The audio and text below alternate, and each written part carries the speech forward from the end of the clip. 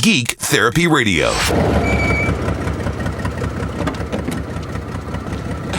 This is my best friend, Garth Algar. Hi. I think we'll go with a little Bohemian Rhapsody, gentlemen. Good call.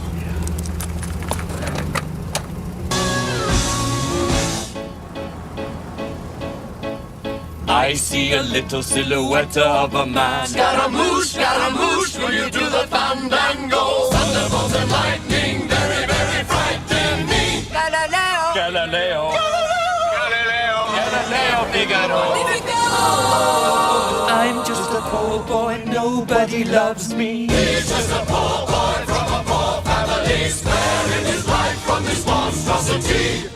Whoa, it's Phil.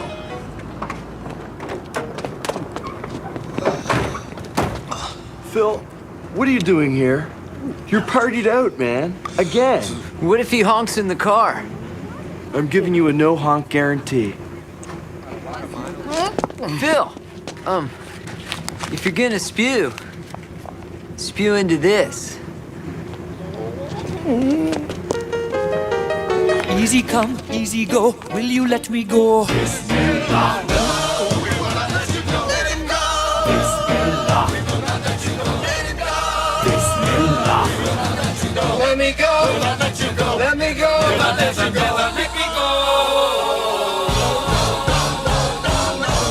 Mamma mia, mamma mia. Mamma mia, let me go. Beelzebub has a devil put aside for me, for me, for me.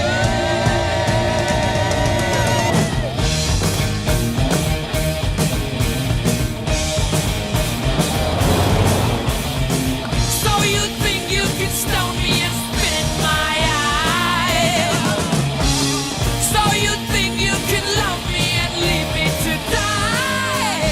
Oh! Garth, pull over. Oh man, come on. Not again. He does this every Friday. Stop torturing yourself, man. You'll never afford it. Live in the now. It will be mine. Oh, yes. It will be mine. Oh yes, it will be mine. The new Microsoft Flight Simulator will be mine. Welcome to the Geek Therapy Radio podcast. I am, of course, your mental curator. As always, you just listened to a little snippet of the movie Wayne's World, and I will continue with a little Bohemian Rhapsody, gentlemen and gentlewomen, of course, at the end of the podcast. I think tonight, today, this morning, this afternoon, whenever you're listening, we will begin at least by discussing some updates with Microsoft Flight Simulator. Recently, the Microsoft Flight Simulator team was in London at X19, where they gave some updates. And now, I'll just say right now, I was really hoping for a release date, or at least a more narrow release window, since as it stands right now, the new Microsoft Flight Simulator is slated for release in 2020. That's all we basically know from Microsoft is 2020 for both PC and Xbox. So to comment on that a little bit, that we don't have an official release date yet.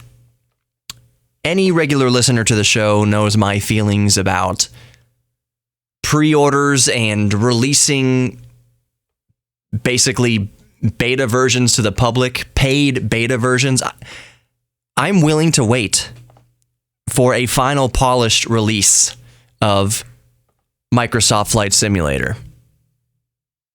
The worst thing in the world, personally, I could imagine for myself is shelling out all that money for something so highly anticipated and having it be broken, having a terrible experience right off the bat. So I am perfectly fine in my heart that we don't have an official release date yet, because like a fine wine, I think it's something to be something that we can wait for, something that we should wait for, so that we can ensure that we get a quality product. There's been new trailers, and I will link the newest trailer to Microsoft Flight Simulator below.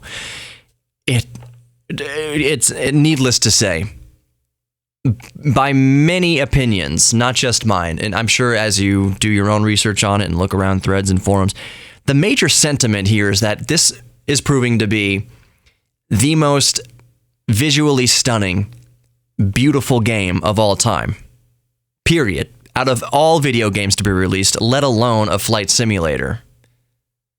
It looks just jaw-dropping. And the new trailer is no different. So, before we move on, let's get to what Microsoft team did announce at X19 in London. Really, the big announcements were adding to the list of aircraft partnerships. That is licensing that they've been granted by these manufacturers to use their aircraft in Microsoft Flight Simulator. So, in London, they announced Airbus. That's awesome. The Boeing company. Yes. You can really, well, you could have a relatively complete game if you just had it at those. I would argue maybe Cessna or Piper would round it out pretty well. I think most people would be happy with Airbus and Boeing, Cessna, and then arguably Piper. They would still pay full price for the game, even with just those four manufacturers. A lot of us would pay full price for the game, even with just two manufacturers, Airbus and Boeing. I guarantee you, most people listening, if you have been in an airplane, you've been on an Airbus or a Boeing airplane. Anyways, so there's more to this. There's more on the list. Cub Crafters, Daher, am I pronouncing that right? Daher, Daher, Diamond Aircraft Industries, Icon Aircraft, Robin Aircraft, and Textron Aircraft. So 8 new manufacturers announced for Microsoft's Flight Simulator, which is still slated for 2020. I fully expect it to be released within 2020. Whether it's between January or December 2020, we'll see. My wishful thinking is early in the year, that they release it before the summer. That's my hope. But I'm really not holding my breath, but I don't mind holding my breath for this. I grew, it's not a strange thing to say, and my regular listeners are well aware that I grew up playing flight simulators. I have more, as far as video games though, as far as screen time, as a pastime, consuming content or consuming a video game, by far, by a large, wide, vast margin, I have run the program of Flight Simulator the most. Second would absolutely have to be Street Fighter. The Street Fighter series, Street Fighter 2, 3, 4. My disappointment with 5, I haven't played 5 very much at all. 5 is what ruined me for pre-orders forever.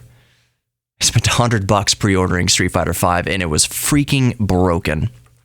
Anyways, I spent a lot of time playing Microsoft Flight Simulator. I would race home on my bike, my red line bicycle from elementary school, and fire up Flight Simulator, first in Windows 3.1, then Flight Simulator 95, Windows 95. Quick side note, I remember the day my dad brought home Windows 95. I was so stoked. He picked us up, me and my little brother, up from the airport. We had just visited my aunt and uncle in California at the time. This was, 1994-ish, 1995, which makes sense. And he goes, "John, I've got a surprise for you when you get home." My dad rarely splurged, and he rarely did these surprises. But when he did, they were very effective. One year we had a surprise big screen TV, a projection TV, which by all modern standards is horrible by today's standards. But big screen TV, what else? It was like baseball bats and just things here and there. But he picked us up from the airport, says, "John, I've got a surprise for you when you get home. And I was like, what? Because I had been telling them about Windows 95 for months. Dad, please, you have to get Windows 95. Please get Windows 95. You have to get Windows 95. John has so much money. John, it's money. John, things cost money. My friends and family know that voice. John, Daniel, Aaron, Christian. That's how he would. Anyways, so yeah, the surprise was Windows 95 and, of course, Microsoft Flight Simulator for Windows 95. As my mind wanders, does anybody remember that the Windows 95 media disc, installation disc, came with a music video? Do you remember what the music video was? At its glorious, 3 pixels and 15 frames per second? Weezer. Buddy Holly. What's with these homies dissing my girl? That's not even the right key. What's with these homies dissing my girl? That's the right key, but a higher octave. Anyways, yeah, it came with that. It was to basically show off the full motion video that Windows 95 was capable on a PC with MMX technology. So the music video was set in a Happy Days theme. The Weezer was dressed up, like they were on the show Happy Days, and was it the bar called Arnold's in the TV show Happy Day? Basically, they were performing there. Richie Cunningham. They did all these clever cuts and splices of the real show with Weezer's musical performance. Anyways, so I'm getting sidetracked. But Windows 95 and Flight Simulator 95. I've got a long history with Microsoft Flight Simulator, and I believe I've let my boss know. I've definitely let my wife know that there's a good chance I might take a personal day. Whenever I get word, just as you get word of Microsoft Flight Simulator being released, I'm probably going to put in a time off request on that day of announcement for the day of release.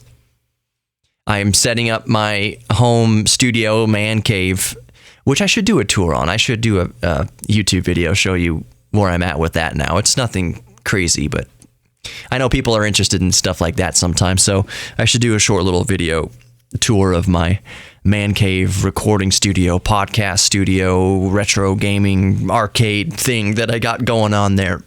But anyways, I've got a big 70-inch screen. It's not 4K.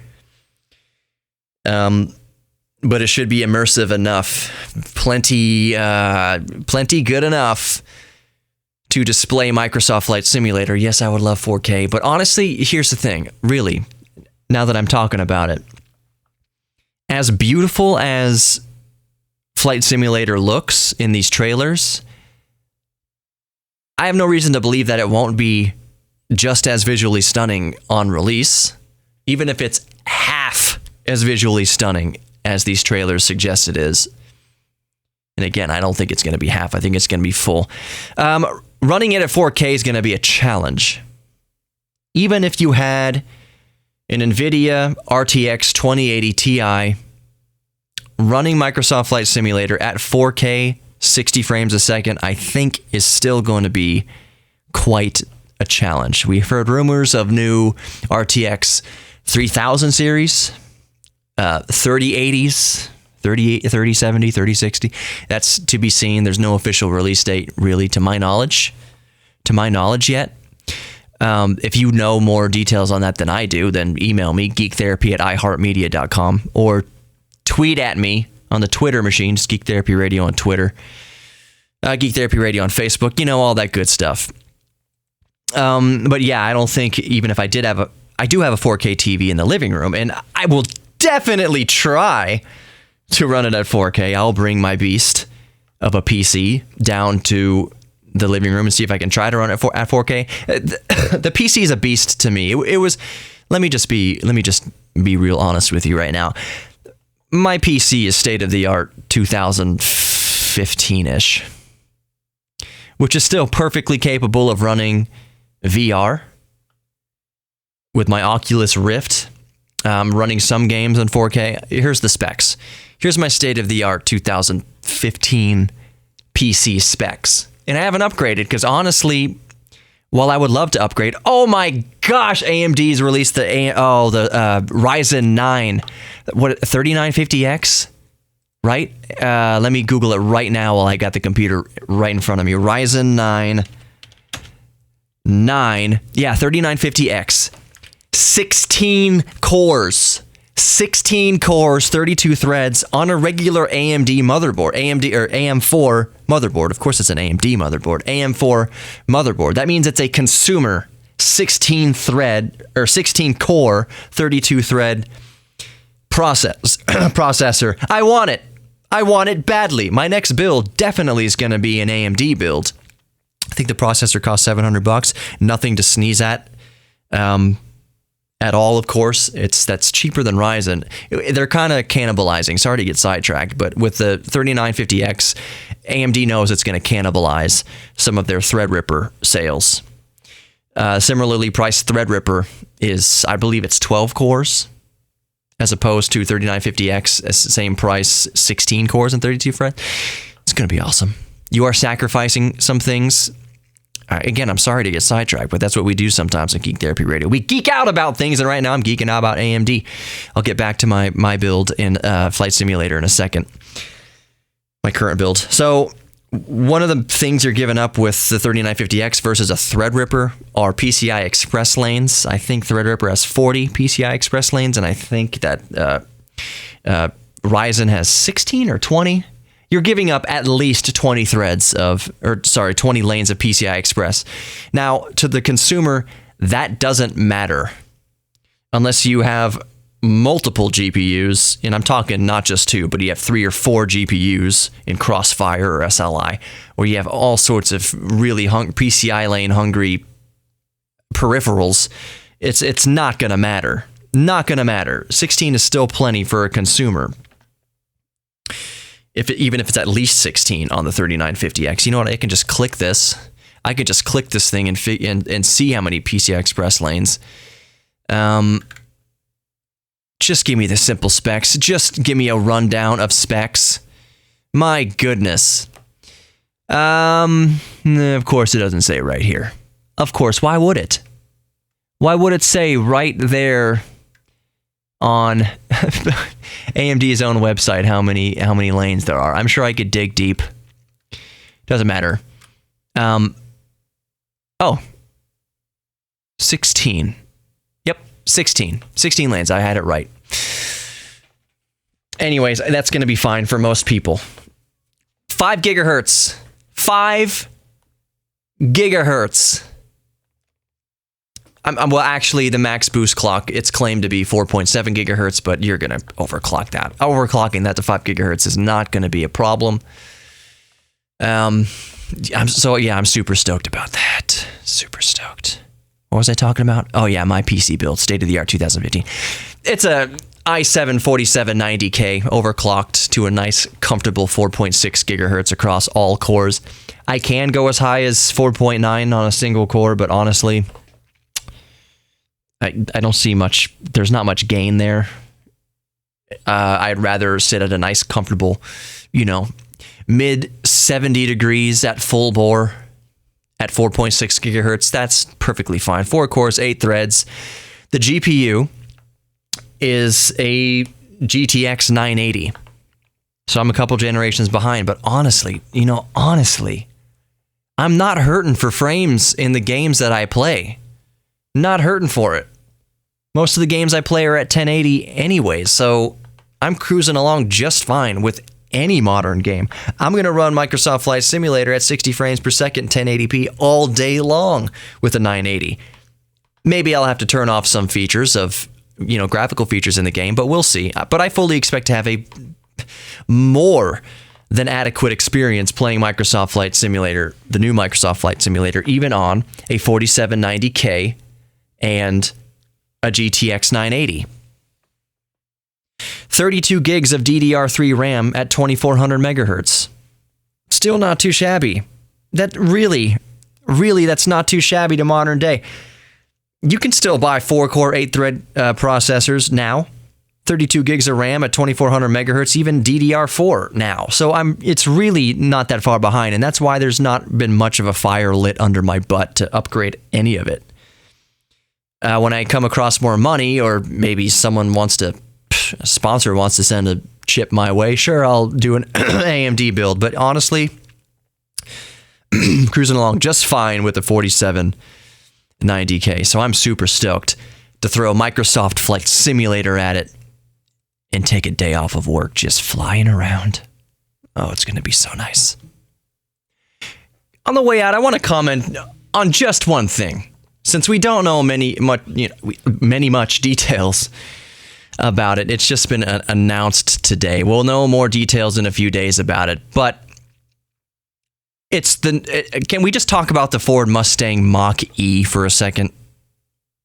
For those who don't know, who pictured a Ford Mustang coupe electrified, you're wrong. It's an SUV. They're slapping the Mustang name on an electric SUV. Don't get me wrong. I think it's wonderful that Ford is putting out an extended range electric SUV. I think it's a little bit mind-boggling that they would call it the Mustang Mach-E. Why? Why would you do that? I know that it's an electric crossover, and I know they want brand awareness of the Mustang name and all that kind of stuff, but that's silly. I bet you when it's revealed, it's going to be revealed, the press embargo is going to be lifted Sunday, November 17th. It's going to be revealed to the world, 6:30 p.m. Eastern Time, Sunday, November 17th. Sunday, it's kind of a weird day, but, okay. I guess it's for other time zones. And I guarantee you that the crossover is going to take heavy design inspiration from the Mustang. But still, could you imagine if Chevy released a Corvette crossover? I know that it's not even Chevy. Chevy didn't even do this, but the shooting brake, if you've never seen a shooting brake Corvette, it's basically, you can think about it like a Corvette hatchback kind of station wagon conversion. 2-door station wagon looking thing. It looks sinister and badass. It looks awesome. That is not anything officially endorsed by Chevy. Chevy's never released a Corvette shooting brake half station wagon thing. That's an aftermarket modification for sure. But could you imagine Chevy coming out with an electric crossover SUV and calling it the Chevy Corvette E or something?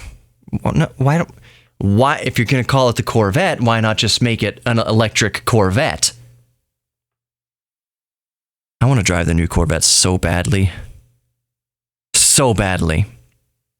All right, I'm off on too many rabbit trails now. I can see how this is going. Ford, why? Why with the Mustang? Why calling it a crossover SUV, calling it the Mustang? Why? Just call it, you know what they should have done?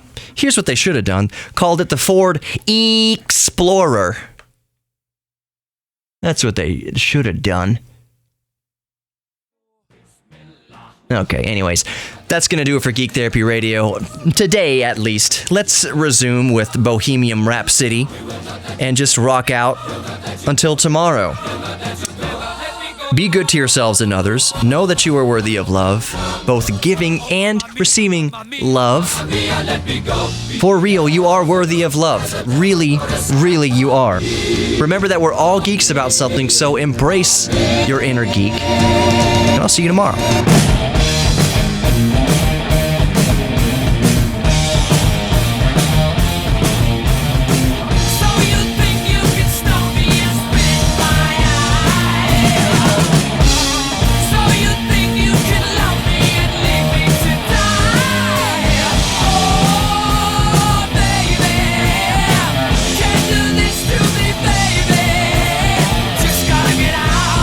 Just gotta get right out of here.